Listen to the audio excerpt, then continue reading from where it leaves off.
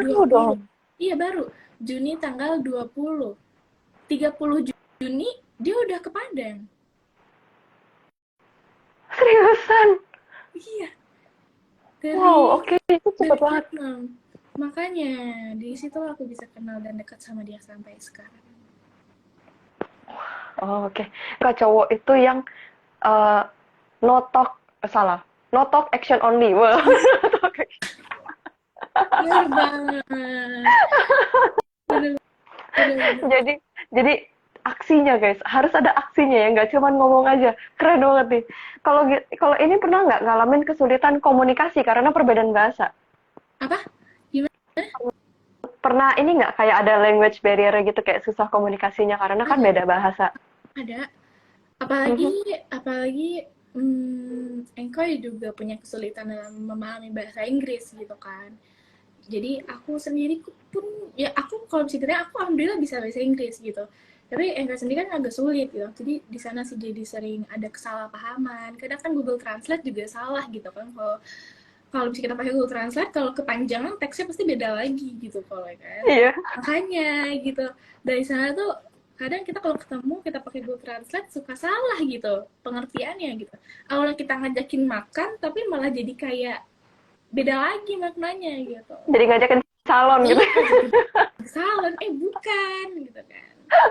Ya itu sih konsepnya kalau misalnya komunikasi gitu kan. Cuman kalau misalnya ditanya tentang usaha, ya kita berdua berusaha lah untuk bisa uh, punya komunikasi yang baik lagi. Aku juga punya planning, insya Allah di bulan Januari aku bakal mulai start untuk bisa memahami tentang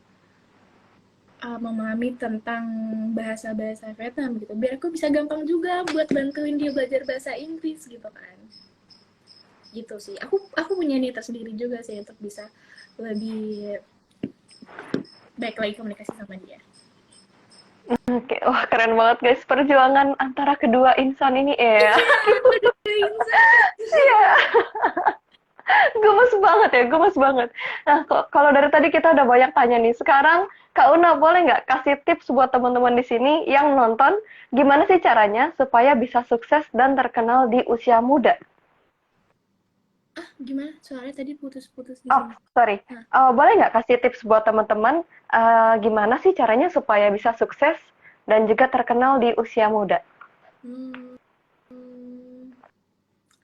kalau menurut aku itu semua balik lagi ke diri kita sendiri dalam lebih mendalami tentang kreativitas, tentang apa namanya, tentang hal-hal yang terbaru tentang belakangan ini apa aja gitu kan, karena menurut aku semakin kreatif kita, semakin besar pengetahuan kita gitu kan, itu malah makin membuat jalan kita untuk menuju sukses di usia muda itu makin gampang gitu kan, karena ini masalahnya sebenarnya kalau di usia muda itu kan kita pengennya kayak oh ya kita pengen senang-senang gitu, kita pengen hangout sama temen tiap malam gitu kan, kita pengen belanja ini itu gitu kan, tapi itu balik lagi ketika kita fokus ke satu titik dan kita punya kreativitas dan kita punya komitmen atas hal itu, insya Allah kalau kita udah berusaha pasti Tuhan selalu bantu kita untuk menjadi yang lebih baik gitu.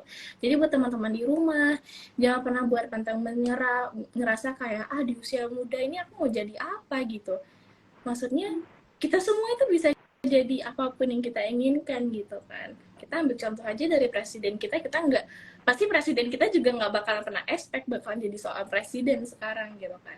Ya maksudnya kita semua itu sama, kita semua itu manusia gitu. Itu tuh balik lagi bagaimana cara kamu berproses, bagaimana cara kamu mendalami sesuatu hal, fokus, konsisten, insya Allah pasti dibantu gitu. Buat teman-teman jangan terlena deh, jangan terlalu terlena dengan masa muda, karena masa muda ini benar-benar masa penentuan sebenarnya gitu. Tapi bukan berarti nggak boleh menikmati ya.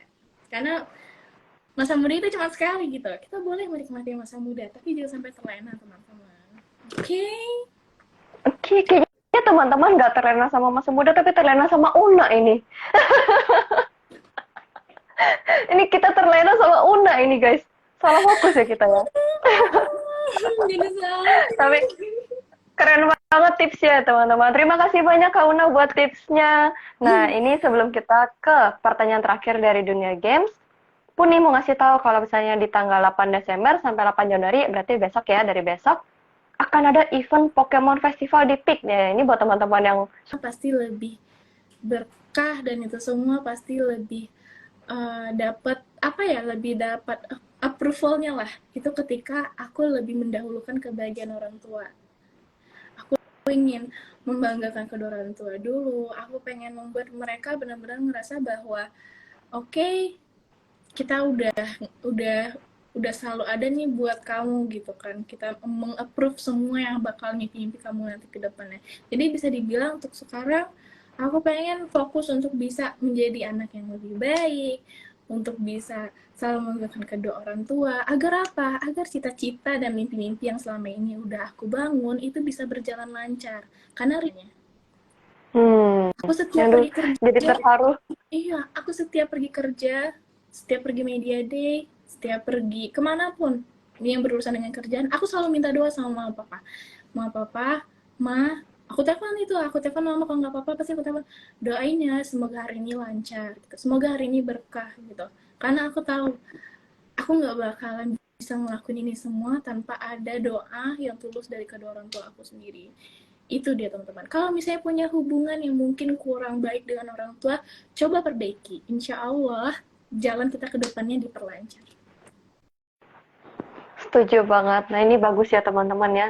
Ridho orang tua adalah segala-segalanya. Wah, bagus banget ini kata-katanya.